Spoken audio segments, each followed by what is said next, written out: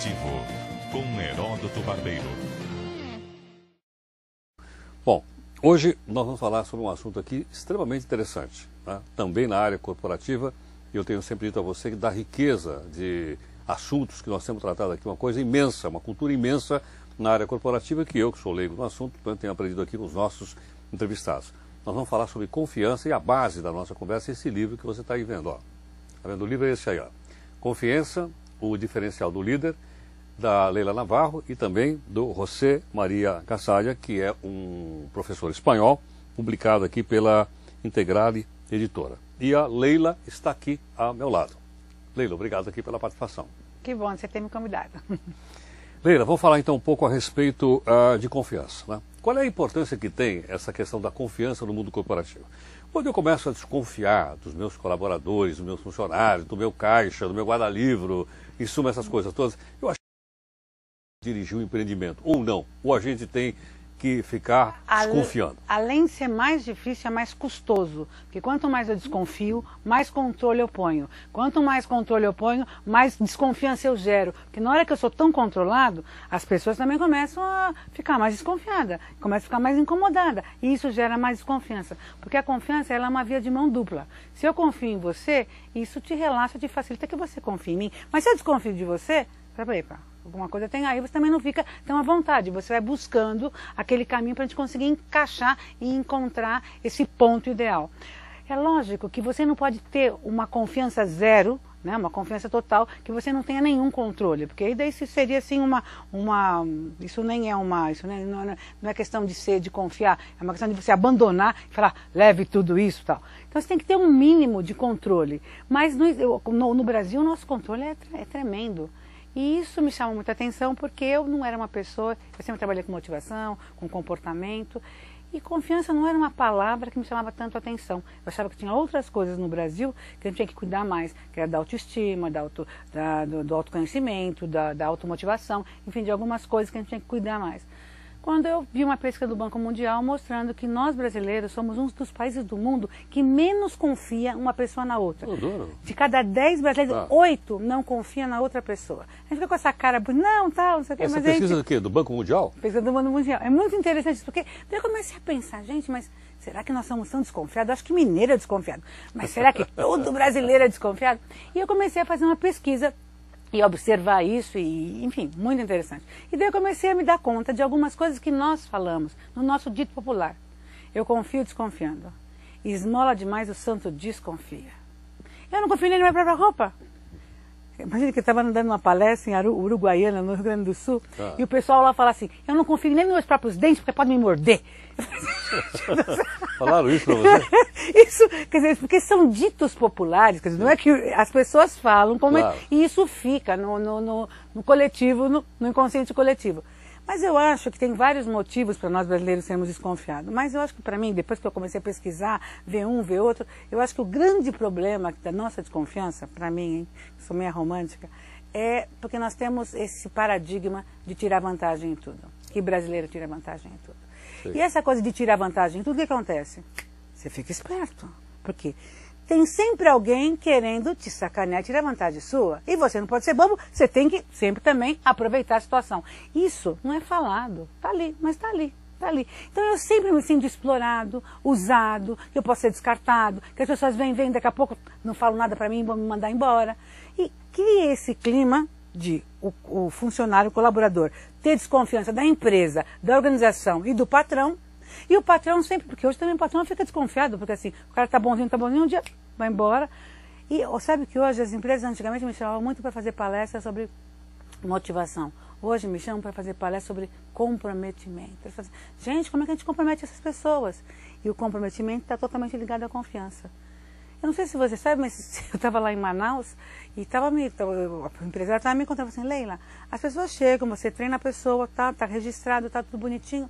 De repente o cara vai embora, ele não volta mais, ele nem vem buscar carteira de trabalho. Mas será que também não é porque o clima organizacional é tão ruim que o cidadão prefere ir embora e nem receber o seu aviso prévio? Nem busca, ele tira outra carteira de trabalho. Então, isso é uma preocupação dos dois lados. Eu acho assim que, para mim, existem os dois lados. das pessoas que vão que tem que perceber que estão fazendo parte de uma organização, qual que custa? É uma questão de respeito humano, de ser humano para ser humano. A organização pode ser ruim, pode fazer todas as reclamações, mas se eu sou um ser humano digno e respeito outro ser humano, claro, eu acho que a gente tem que começar a ter uma relação de cidadania, de respeito um pelo outro. Agora, eu acho que isso não é papel que não faz. A gente tem que entrar pela porta da frente e sair pela porta da frente. É lógico. Não dá para entrar pela porta da frente e sair pelo porta do fundo da empresa. Então não justifica se a empresa não trabalha bem, se a empresa, se eu não estou gostando da empresa, se eu estou me sentindo pressionado, enfim, não importa o que a empresa está fazendo, não justifica o que a empresa está fazendo, eu também tomar essa atitude. Eu acho que como eu te falei, é uma via de mão dupla. Eu acho que nós como cidadão, eu como colaborador, eu como funcionário de uma empresa, eu tenho que ter uma postura digna e falar o que eu penso, não ter medo. Porque justamente no livro que a gente fala muito, que a coisa mais importante, mais maravilhosa que eu acho, que eu aprendi, é que hoje um líder tem que criar um ambiente de confiança. E o que é criar um ambiente de confiança? É criar um ambiente de produtividade, de crescimento, de desenvolvimento, onde eu não tenha medo de falar a verdade, onde eu não tenha medo de me colocar, de ser assertivo. Porque uma das coisas que a gente vê da desconfiança desse país, também é uma coisa que assertividade é uma palavra que a gente que nem sabe o que é. Por quê? Porque a gente sempre fica Em cima do muro? Em cima do muro. É isso ou não? Sim, você não fala claramente. Quer dizer, a falta de clareza me gera desconfiança. Claro. Quando a pessoa não é clara, quer dizer, tem vários comportamentos que fazem com que a outra pessoa se sinta desconfiada, né? Quando a pessoa não é clara, você fala, epa, aí tem coisa, né? Mas não entendi direito. E você pergunta, e mesmo assim você continua não entendendo. Sabe quando você lê um contrato, que você lê e não consegue entender? Porque uma cláusula diz a outra cláusula, que depois diz a outra. Você fala, gente, mas espera um pouquinho. E isso é uma coisa comum de acontecer, né? Sim, agora, Leila, você me surpreendeu com essa pesquisa do Banco Mundial, dizendo que nós brasileiros somos mais desconfiados. Porque também o dito popular é assim, puxa, os são desconfiados. Eu fui criado muito perto de um bairro oriental em São Paulo. Era um bairro principalmente japonês. Aí o pessoal dizia, pô, os japoneses são desconfiados. Então corre esse dito que os japoneses são desconfiados. Mas você diz o quê? O brasileiro não, é um dos povos mais desconfiados do mundo. mundo. Inclusive, eles dizem ali tem depois se quiser você te mandar pela internet, existe ali vários países mostrando os países que têm mais confiança no mundo, os países que têm menos confiança no mundo. Sim. E os países latinos aqui, nossos países latinos, a maioria tem muita desconfiança. Primeiro assim, você não pode confiar nem no governo, você não pode confiar na sua própria pátria. Tem muitas pessoas, tem algumas pessoas que depois mostram estudos mostrando que o fato assim de você ser traído pela própria pátria, você confiar, por exemplo, você acordar com regime, acordar em outro, dormir com regime, acordar em outro regime, você dormir com dinheiro, acordar sem dinheiro, quer dizer, você se sentir. Eu frequento muito a Europa. Hoje eu dou palestras na Espanha, vou muito para a Espanha em prol desse livro. Nós temos esse livro no Brasil e na Espanha, porque o meu companheiro de livro, ele é espanhol, então a gente acaba ampliando Como é o nível de confiança na Espanha? É melhor? Olha, sabe o que está indo muito bem? Esse vai ser lançado agora em outubro, mas o outro também já está indo para a 4ª edição. E eu acho que me surpreendeu. Eu acho que às vezes lá também acho que as pessoas leem mais, não sei. Me dá uma impressão que o europeu tem uma outra visão em relação a livro e como eles compram livro. Agora, Leila, a Rita diz o seguinte, tá aqui ela fez uma pergunta aqui no mundocorporativo@cbn.com.br. Além da confiança, quais outros valores ideais que o líder deve ter para uma boa gestão? Além de confiar nas pessoas que trabalham, que outro atributo você daria ao líder? Pergunta aqui a Rita. Eu acho que eu daria mais 3. Generosidade, humildade e flexibilidade. Porque hoje as pessoas têm que estar percebendo o outro, tendo consciência no outro e sendo generoso. Sabe, a generosidade hoje tem que fazer parte das nossas empresas. Não dá mais para você vir com aquele despotismo, você vir com aquela prepotência, com aquela arrogância. Né? A generosidade é perceber o outro, é compartilhar com o outro, é dividir com o outro, é estar com um espírito de inclusão. Né? A flexibilidade, porque hoje as coisas estão muito rápidas, né? Hoje as coisas estão muito rápidas. Eu sempre agora tenho na minha mente uma coisa muito clara. É como se todo dia eu tivesse que atravessar um cruzamento com 8 ruas sem farol. E eu sei que eu tenho que sair desse lugar e chegar no outro. Agora, como eu vou chegar, eu não sei. O caminho se faz ao caminhar e está muito claro cada vez mais para mim. Não adianta eu tirar uma foto 1 minuto antes e falar, não, eu vou fazer isso, vou fazer aquilo. Não, eu até saio mais ou menos com uma ideia da minha casa. Mas o que vai acontecer durante o dia, e eu acho que assim está acontecendo hoje em todos os lugares. Então eu falei generosidade, flexibilidade e humildade. Humildade para aprender, humildade para reconhecer os seus erros, humildade para reconhecer que você não sabe tudo, que você depende das outras pessoas, que nós temos que ter uma interdependência. Eu acho que é só assim que a gente pode começar a ter uma relação positiva no meio da empresa, né? E no meio social, né? Em qualquer lugar. Agora, você acha que uma empresa onde existe esse espírito de confiança que você disse, ela é uma empresa que tem melhores resultados? O melhor resultado não é quando eu confio de todo mundo, eu vou lá e confio coisinha por coisinha para colocar tudo no caixa, fazer Então, deixa eu te explicar uma coisa muito boto câmera em todo lugar para saber o que esses caras estão fazendo. Esse negócio de câmera é uma coisa horrorosa. Porque eu aqui da minha sala não consigo ver todo mundo. Esse negócio de câmera é uma coisa horrorosa. Outro dia eu estava falando com uma pessoa que falou assim, não, você sabe que eu estava fui tirar dinheiro numa caixa do banco e daí alguém esqueceu, eu cheguei lá, tinha dinheiro, alguém esqueceu. Eu falei, o que você fez? No caixa? No caixa. Imagine, eu esqueci do dia, sabe quando eu acho que caiu dinheiro, acho que a pessoa acho que demorou, não sei, ela saiu, enfim, tinha dinheiro. Daí ela falou assim, eu falei, o que você fez? Eu fui procurar a polícia, porque eu sei que tem aquela câmera, mas se eu vou embora com o dinheiro... Porque tinha a câmera, porque se não tivesse a câmera, eu não sei o que ela fazia com o dinheiro. E é isso que me... bolso. Lógico que é isso que me chama a atenção. Mas olha o que eu vou te falar, é o seguinte, esse livro justamente fala de uma coisa que se chama gestão por confiança. E a gestão por confiança, ela só tem sentido, por quê? Porque ela aumenta o resultado das empresas. Se ela não aumentasse o resultado das empresas, não tem sentido. Então deixa eu te explicar o que seria a gestão por confiança. A gestão por confiança, ela é, o esquema dela, né, o modelo dela é o seguinte, A mais 7 Cs, que é o que o livro ensina. Esse A seria A de autoconfiança. Ninguém confia que o líder deve ter, ninguém, que todas as pessoas deveriam de ter. E que quando o líder tem, ele promove, ele educa, ele ensina que o outro tenha. A autoconfiança, eu não confio em ninguém que não tem autoconfiança. Se a pessoa, você vai num médico, você sente que o médico, você fala assim, mas doutor, eu vou ficar bom? Bom, nós vamos fazer o possível, né? Não sei, nós vamos ver aqui. Quer dizer, você fala, gente... Errar é humano, gente. Esse errar é humano... Você já pensou o comandante falando isso? O comandante de aviação? Você não tiver autoconfiança? E assim, autoconfiança você vê onde? Você vê na postura, no brilho no olho, na faca nos dentes, na garra, né? Enfim, e no histórico da pessoa. Então, a primeira coisa que nós temos que ter é perceber a autoconfiança da pessoa, ter autoconfiança, porque quem não tem autoconfiança, nem podemos falar de confiança. Daí existem alguns comportamentos, que são esses comportamentos que o líder tem que ter, que eu acho que é legal a gente falar, que o líder tem que ter, que ele vai inspirar a confiança no outro. Porque eu não conquisto confiança, eu inspiro confiança. E como é que eu inspiro confiança? São 7 comportamentos que eu vou falar aqui para você. Primeiro, eu tenho que ter competência profissional. Se eu não tiver competência profissional, não dá. E eu posso confiar em você como jornalista, mas eu posso não confiar em você como piloto de avião. Então, eu confio no Heraldo como jornalista. Nem como motorista. O nome desse eu não confio nem como motorista. Barbeiro. Não posso ser motorista de táxi. É verdade. Eu confio em você para algumas coisas e posso não confiar em relação à competência profissional. Depois, a outra coisa que a pessoa tem que ter para inspirar confiança é consciência. Eu não posso confiar em você se você não sentir que você é consciente de mim, consciente da minha presença. Outro dia eu estava falando com um rapaz que foi... expressão de vista é uma coisa delicada, você tem que ficar com ele olho aberto. Já passei por isso. Um senhor, sabe? Era, enfim, um homem da nossa idade, senhor. Enfim.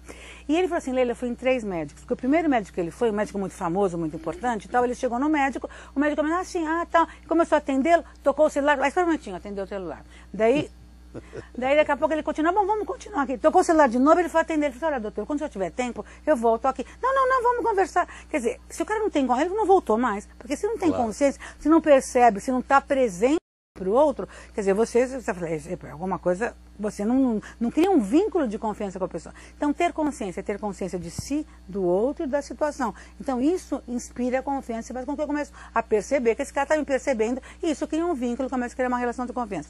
O outro é a clareza.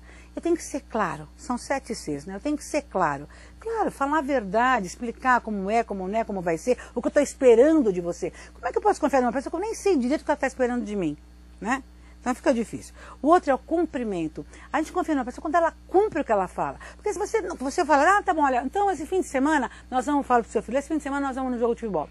Ixi, sua avó tá vindo pra cá, vamos deixar para outro fim de semana. Outro fim de semana, nós vamos futebol, mas meu amigo tá chegando e você vai... Daqui a pouco, seu filho não confia mais em você. Não, meu pai fala, ele até quer, mas não dá para confiar. Ele fala, mas a gente não confia. E assim é com o chefe, é com o funcionário, é com o porteiro, é com todo mundo. E você vai criando...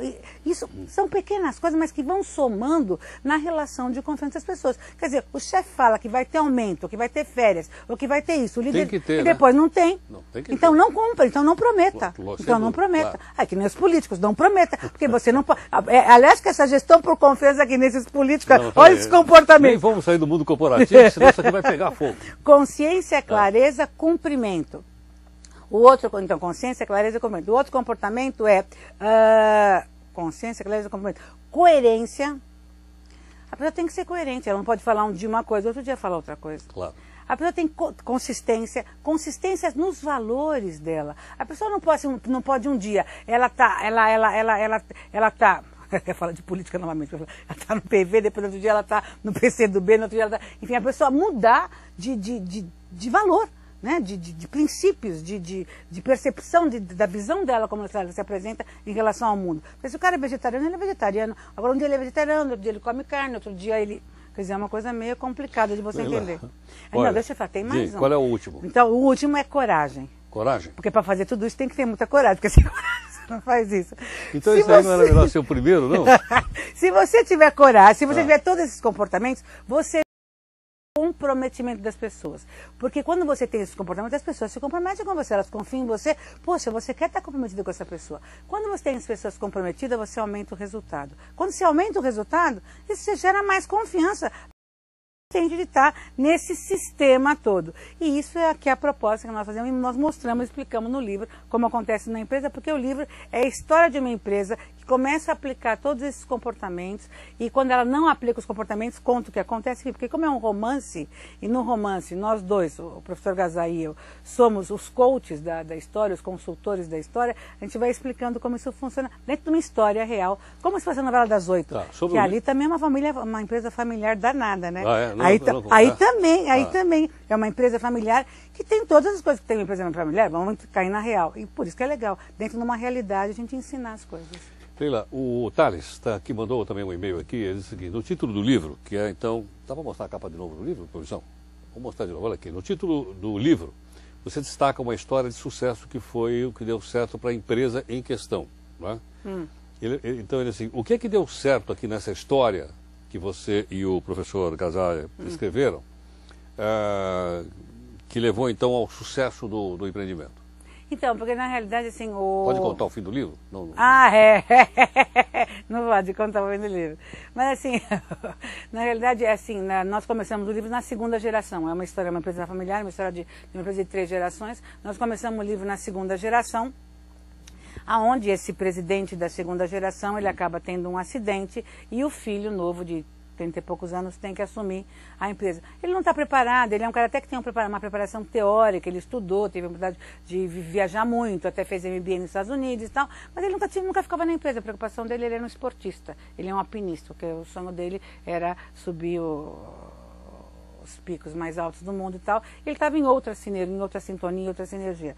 E quando o pai tem esse acidente, a família fala, não, você que tem que assumir, você que tem que assumir. E quando ele assume aquele caso, ele assume com uma visão de um cara que está vivendo a vida, né? E que o pai ia aguentar aquilo lá, ele não precisaria assumir.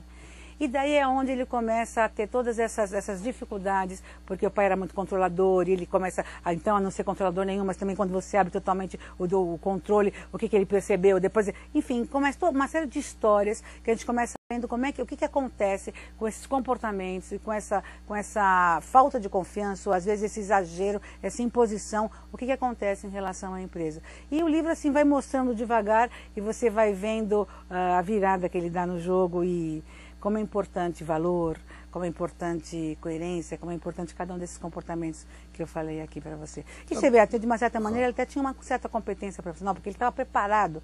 Mas não adianta você estar preparado se você não tem o resto, né? Porque você não... Pessoa preparada não adianta. Se você falar assim, agora, eu confio na pessoa competente profissional, mas se ela não tiver as outras coisas, né? Claro, Leila, eu vejo aqui o seguinte, pelo que você disse até agora, a confiança então é uma dupla de direção.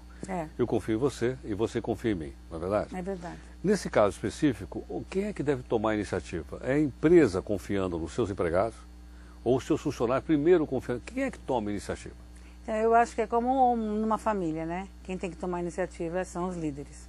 né? O líder tem que confiar. É uma coisa muito interessante. Uma vez eu estava no interior da Bahia, estava conversando com um empresário, e ele estava me contando da família dele, de um jeito tão especial, dos filhos dele, da família dele. E aquilo me chamou tanta atenção, porque a relação que ele tinha com os filhos era fantástica. Eu falei, nossa, mas que família mais bonita que você tem. E é muito interessante, porque hoje a gente não separa mais o trabalho da empresa. Você não pode ser um grande profissional se você não é, na sua família, você não funciona como tal. Porque a gente é uma coisa só. Não dá mais para ficar separando uma coisa da outra. E eu perguntei para ele, nossa, mas que interessante, que família maravilhosa. Como você conseguiu esses filhos adolescentes tão juntos, tão presentes? Ele falou assim, Leila, porque desde pequeno, quando meus filhos saíam sozinhos, eu falava assim, olha, eu confio em você. E eu confio que você vai fazer o melhor que você pode fazer, que você vai fazer o que eu faria se eu estivesse no seu lugar. E sabe que isso nunca mais eu esqueci, isso me ficou forte na minha cabeça. Eu acho que o líder tem que passar isso para o seu colaborador. Que nós estamos juntos nessa e que ele confia. E é muito interessante, porque não quer dizer que porque eu confio em você, você tem que atingir o resultado que nós combinamos, ou que você não pode errar. Não, você pode errar, você pode não atingir. Nós treinamos você para você ser campeão e de repente não chegou perto. Mas nós temos confiança que você fez o melhor e que a gente faria aquilo que não, nem por isso. Nós agora vamos junto, vamos ver como é que nós podemos dar a virada em relação a isso. Mas a confiança vem de cima, quer dizer, do líder para a equipe. O Antônio diz o seguinte, para quem assume um cargo de liderança, como motivar as pessoas a acreditar no novo administrador quando o anterior não tinha dado certo? É uma situação também curiosa, né? Você imagina, você assumiu, ninguém acreditava no anterior, como é que eu conquisto essa confiança desse pessoal? Eu acho que é muito interessante, eu acho que primeiro que você vê na autoconfiança da pessoa, na garra, na sinceridade, mas eu acho que tem uma palavra para mim de todas essas, que dependendo da personalidade da pessoa, você pode se segurar mais em uma e em outra. Mas eu acho que a clareza, a espontaneidade, você abrir o jogo dentro do que é possível, porque às vezes numa empresa você não pode abrir todo o jogo, tem algumas coisas que você não pode abrir para todo mundo, mas abrir o máximo que você possa e até falar, olha, aqui eu não vou poder abrir, porque isso aqui não compete que vocês tenham conhecimento disso, mas quanto mais claro a gente for, eu acho que isso é a maneira que eu posso trazer as pessoas junto. Na minha opinião é essa. Então assim, porque na clareza você vai explicar, olha, você vai falar você pode contar do seu histórico, da sua competência nas outras empresas, por que você está assumindo aqui, não precisa desfazer do outro, mas começar daqui para frente essa história. Eu acho que a clareza, a comunicação, a conversa, o olho no olho, é a coisa mais importante para a gente começar uma nova história. Acho que se a gente já começa assim, não, sabe, não querendo tocar no outro, não querendo falar, não, porque eu estou aqui, mas eu não quero falar, né, do nosso companheiro do passado, sabe? Sem prepotência, sem arrogância, né? Vamos assim, a realidade é essa, aconteceu isso, agora eu estou aqui, nós vamos começar assim, o que passou, se era assim, não é mais, sabe, deixar as coisas claras. Eu acho que tudo na clareza, na conversão. E olha que uma coisa que você me lembrou agora que é muito interessante. Um dos grandes perigos de tudo isso, que eu acho que a maior ameaça, é o medo. Porque o medo não combina com confiança. Medo não combina com confiança? Aonde tem medo não tem confiança. Aonde tem medo não tem confiança. Tanto é que os nossos pais educavam a gente como antigamente? Não na confiança, mas no medo. É verdade. A educação moderna é uma educação na confiança, quer dizer, uma educação... Só que hoje é o seguinte, olha que interessante. Nós éramos educados no medo. Não faz isso que é o bicho-papão vem. Não faz isso que você vai apanhar. Não faz isso que você vai ficar de castigo. Depois nós queríamos entrar numa relação, uma educação de confiança. E hoje, o que está acontecendo com a maioria das famílias é um excesso de confiança. É um excesso de liberdade. Você deixa, você larga. Você não é confiança, né? Você abdicou. Você abdicou do outro, porque quando você confia no outro, você tem um mínimo de controle. Agora, quando você abdica do outro, você não controla nada, você deixa. Então, isso é muito interessante, sabe? Tem um ponto aqui, e é um mínimo de controle, mas tem que ter, porque quando eu controlo do que eu cuido, o mínimo de controle é um cuidado, é uma atenção. Eu senti que aquilo é meu, que eu tenho que ter uma participação naquilo. Agora, quando eu abdico, eu confio tanto que eu abdico, que eu não quero nem saber, olha, você resolve tudo. Isso não é confiar, isso acaba a relação. Então, olha que interessante, medo, que também era o que as empresas faziam, e ainda fazem, né? Porque existe uma troca, né? Faz isso que eu faço aquilo, né? Confiança e abdicar, né? Então. Bom, essa questão é uma questão realmente extremamente interessante que você coloca, porque tenho percebido, pelo que você está dizendo, que é a base de todo o resto, né? É verdade. Não é verdade? Você pode optar por construir uma empresa na base da confiança, como você disse, né, e procurar os melhores resultados, e ter a colaboração das pessoas, e as pessoas saberem até quais são os seus limites. Não é verdade? É verdade. Mas se eu tenho confiança em você, eu digo, olha, você pode fazer isso, mas não pode fazer isso. Eu tenho confiança que você vai respeitar o pacto que nós estamos assumindo aqui. é verdade, mas é transparente. É transparente. Porque a gente não gosta de usar muito a palavra transparência, né? A gente chama da palavra clareza, porque a transparência ficaria assim, porque a gente sabe que tem certas coisas que a gente, numa empresa, às vezes você não pode deixar tão transparente, né? Então, mas deixar claro, olha, isso aqui não compete eu falar que eu não posso abrir isso aqui por causa disso, disso, isso, pronto, enfim. Quer dizer, tem coisa que pode, tem coisa que não pode. Agora, o que é interessante é que quando a gente vai trabalhar com gestão por confiança numa empresa, não adianta já pegar os 3.000 funcionários e querer dar uma palestra de confiança. É bom dar, você explicar o que é tal, inclusive porque na confiança você percebe a automotivação, você percebe uma série de coisas. O comprometimento, enfim, a interdependência das pessoas, quer dizer, ela traz um monte de coisas que é interessante todo mundo saber. Mas quando você tem que fazer um trabalho de mudança de comportamento, porque você tem uma postura onde eu percebo a confiança o tempo inteiro, eu tenho que ter uma mudança de comportamento, eu tenho que fazer com a liderança. E isso é muito interessante o que eu estou te falando, porque você sabe que existe o botão, né? Aquele paizinho pequenininho, sim, que é considerado um dos países mais felizes do mundo, porque o rei do Butão resolveu que o Butão ia ser o país mais feliz do mundo. Quando ele resolveu que o Butão ia ser o país mais feliz do mundo, o que ele fez? Ele criou índices de felicidade. Ele começou a medir a felicidade. Quando você quer que a sua empresa seja uma empresa onde tenha confiança, onde a confiança seja um valor, seja a empresa que mais confiança tenha no mundo, e a confiança, sim, a confiança é interna e externa, é confiança da empresa nas pessoas, das pessoas na empresa, da empresa no mercado, do mercado na empresa, enfim, é uma confiança geral, né? Isso é uma coisa muito interessante. Quando você quer, você tem que querer o quê? Índice, você tem que começar a medir essa confiança dentro da empresa. Possível. É lógico, na hora que você começa a conversar sobre isso, você começa a medir. Como é que anda a clareza? Por exemplo, quando nós temos uma reunião, como é que está a clareza do líder? Como é que está a coerência do líder? Como é que está a consistência do líder? Como é que está o cumprimento do líder? Então, todos esses valores que eu falei aqui, eles têm que estar sendo medidos, revisto diariamente. Então, até faço uma sugestão. Qual é? Para os líderes, que é quando o líder está, porque às vezes a gente não consegue se ver, mas tem sempre uma outra pessoa que consegue ver a gente, né? Então você tem uma pessoa próxima a você, o líder, eu faço isso comigo, tem uma pessoa próxima a mim que possa, às vezes, falar, Leila, tudo bem, você falou tudo, mas aquela hora você foi completamente incoerente.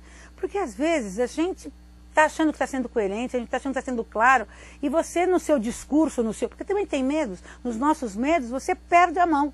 Né? Então é legal de ter uma pessoa que possa estar te dando um feedback, que possa estar te vendo de lado e que você tenha uma relação de confiança legal e que possa estar te falando. Eu assim, sabe, por isso que se fala de coach tanto hoje? Porque coach é alguém que te ajuda a ver de fora, que te faz perguntas, que faz com que você comece a se perceber. O que acontece é que o líder, às vezes, quanto mais poderoso ele é, menos ele acha que precisa de alguma coisa, né? Ele é o todo poderoso. Então, por isso que eu te falei. Generosidade, humildade e flexibilidade. Basta. Uma brincadeira, o pessoal fala, menos. Pode falar uma coisa importantíssima, claro. Importantíssima, que isso, ainda bem que eu lembrei disso agora, que a gente está falando com essa gente poderosa. Poderoso, o que acontece com o poderoso? O poderoso, ele, assim, eu falei que tem que ter A mais 7 Cs, que é a autoconfiança mais os 7 Cs. O problema é que esse poderosão aqui, o que acontece? Às vezes ele tem um excesso de autoconfiança.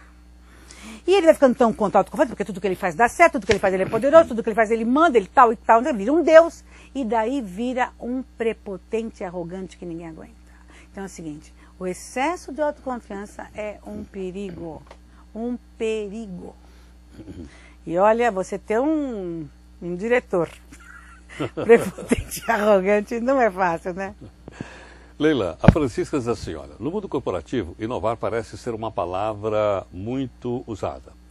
Os líderes estão inovando ou sempre carregam a experiência antes de ousar? Como é isso? Você já vem com essa experiência, em cima da experiência você inova, ou você vai inovando? Ainda essa semana eu estava falando de ousadia, né, no meu blog, que também tem um blog poderoso. Qual é o endereço do seu blog? É www.leilanavarro.com.br/blog, porque o meu blog está dentro do meu site. Dentro do site, tá. É, dentro do meu, porque eu digo que eu tenho portal, que poderosa não tem site, tem portal. Mas enfim, porque eu digo que todo mundo é poderoso e poderosa. Nós temos o poder da escolha, né? O poder da escolha, de querer aprender, de querer mudar, de querer ser arrogante, não ser arrogante. Isso é uma escolha. A gente não é porque é uma escolha. Como a ousadia, né? A ousadia é uma coisa interessante. Eu acho que para a gente ousar, a gente tem que não perder o controle, né? Porque assim, você não pode ousar com controle, né? Avaliar o risco, né? É lógico. Não, você tem que avaliar o risco, mas quer dizer, lógico, mas você tem que também entregar um pouquinho, né? Eu não conheço nenhum grande empreendedor, que os grandes empreendedores têm que ser ousados, que se ele fica pensando muito, não realiza, concorda? Quem fica pensando, você ficar... Porque tem coisas que não dá para calcular, foi o que eu te falei. Para mim, hoje, a vida, vou repetir isso porque eu acho fantástico, a vida para mim é um cruzamento de 8 ruas sem semáforo. E é assim que tudo pode acontecer. E não é assim, São Paulo, no centro de São Paulo, imagina. E você tem que ir de uma rua, você tem que ir de um lado, do outro lado. E um dia você vai por aqui, outro dia você vai por ali, outro dia você não vai, porque, enfim... Porque as coisas são assim. E assim eu acho que é a nossa vida empresarial e a inovação e a ousadia. Ousadia com controle não combina. Eu acho que quanto mais conhecimento você tem, quanto mais experiência você tem, eu acho que você tem que ter isso. Mas deixar aqui do lado. Porque se você ficar se segurando muito nisso, eu acho que eu vou dizer uma coisa para você. Eu profissionalmente só cheguei onde eu cheguei porque eu não sabia que eu não podia chegar. Porque eu sou fisioterapeuta de formação, eu tenho uma outra história de vida, coisa completamente diferente. Quando eu entrei no mercado de trabalho, eu entrei na área de qualidade de vida, de motivação, e hoje eu estou falando de confiança, que era uma coisa assim que para mim não tinha muito a ver com a minha história, entendeu? Mas aquilo apareceu, eu comecei a estudar mais, perceber, ver, encontrei parcerias, fui crescendo, A vida é muito interessante, como ela vai se ampliando, mas quando você... arrisca. Leila, mas você é fisioterapeuta, como é que você vai fazer isso? Porque hoje nós vamos ter de 8 a 10 carreiras nas nossas vidas. Hoje a vida está assim, muda, se você se abre, se você aprende, não existe mais limite, claro. Não é? Então hoje assim, nós temos que estar sempre revendo as coisas. Eu acho que as empresas hoje têm que estar se revendo o tempo inteiro, porque é como uma criança. Uma criança quando está com o brinquedo quebrado, uma criança de 4 anos de idade, ela está brincando com o brinquedo quebra, o que acontece com essa criança? Ela chora um pouquinho, às vezes nem chora, né? Se tem alguém olhando, até ela chora, né? Ela nem chora. Ou ela muda o significado do brinquedo para continuar brincando, ou ela começa a brincar com a caixa, com o brinquedo, ou ela até larga aquilo e vai brincar de outra coisa. Um empresário inteligente, o que ele faz? A mesma coisa. Se a empresa quebra, o que ele tem que fazer? Ou ele mudar o significado daquela empresa e aproveitar, adaptar, se associar, somar, fazer, vender, desde dá tempo de vender, ou se não, se vê que não dá, meu querido, assuma de começa outra coisa. Isso é uma inteligência natural que nós temos. A gente fica teimando. Então, por isso que eu te falo, flexibilidade, humildade e generosidade. Porque, olha, desde a criança, da infância, nós temos que ter isso, não é verdade? Agora, confiança. Confiança, tem um filósofo, ele é um cientista, eu considero um filósofo, o Maturana, que é um chileno maravilhoso, e ele diz que nós somos seres que biologicamente viemos na confiança. Olha que coisa linda. Nós biologicamente viemos na confiança. Quando a gente estava dentro da barriga da mãe, a gente confiava que quando a gente saísse da barriga da mãe, alguém ia cuidar da gente. Então, a gente já veio, assim, está no nosso DNA. A gente tem que confiar numa outra pessoa. Você pensou, se você estivesse na barriga da sua mãe, pô, mas será que vai ter alguém para me pegar depois, não me pegar? Alguém que vai me cuidar, não vai me cuidar? Então, biologicamente, a gente é natural. A gente confia biologicamente. A nossa tendência é confiar, não desconfiar. Só que quando a gente nasce, começa na nossa sociedade a ensinar a gente a não confiar. Olha que vem o bicho-papão. Olha, não confia que o homem do saco vai te pegar. Não dá... Porque daí você tem medo de ser captada, você tem medo disso, tem medo daquilo. Então, você começa a criar tanta desconfiança. Eu acho que uma das coisas mais importantes é a pessoa ter confiança na vida. Confiança na vida. Que você nasceu para ser feliz, que você nasceu para crescer, que você nasceu para aprender. Isso é muito importante. E hoje o que eu vejo nas pessoas é não tendo mais esse brilho no olho. As pessoas não confiam na vida. Elas não confiam mais em nada. Elas acham que elas estão sempre sendo usadas, que elas vão ser consumidas, que eu não sei o que vai acontecer. Então, assim, esse brilho no olho é uma coisa muito importante e tem a ver com essa confiança, com toda essa história que a gente está falando aqui. Tá certo. Leila, queria mostrar então mais uma vez a capa aqui do teu livro, né, que é o Confiança, o Diferencial do Líder, que você está vendo aí, da Leila Navarro, aqui ao meu lado, e também do professor Sádia, publicado aqui pela Integrare. Leila, mais uma vez, muito obrigado aqui pela gentileza, pela participação conosco aqui no Mundo Corporativo. Eu adorei. Pode me chamar mais vezes. Muito obrigado. Faremos isso sim. Muito obrigado. Obrigada. Ok. Eu quero também aproveitar e agradecer mais uma vez a sua audiência ao vivo aqui no nosso Mundo Corporativo de hoje. Lembrando a você, ao vivo, toda quarta-feira tem entrevista ao vivo. Né? É às 11 horas, mais ou menos às 11 horas, como hoje a gente atrasou um pouco. Mas a entrevista está gravada e ela fica aqui à sua disposição tanto no YouTube, para você ver de novo, tem também aqui no site da cbn.com.br. Quero lembrar você que perguntas, comentários, críticas, ou você faz ao vivo, ou você faz no blog do Barbeiro. O Barbeiro aqui sou eu, obviamente, né, como você sabe.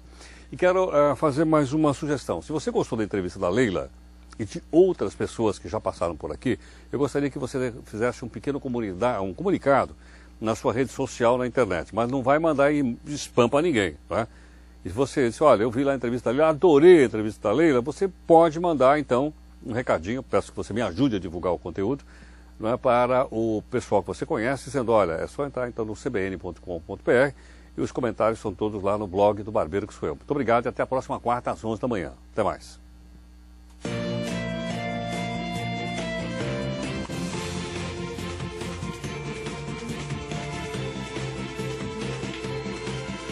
Mundo Corporativo com Heródoto Barbeiro.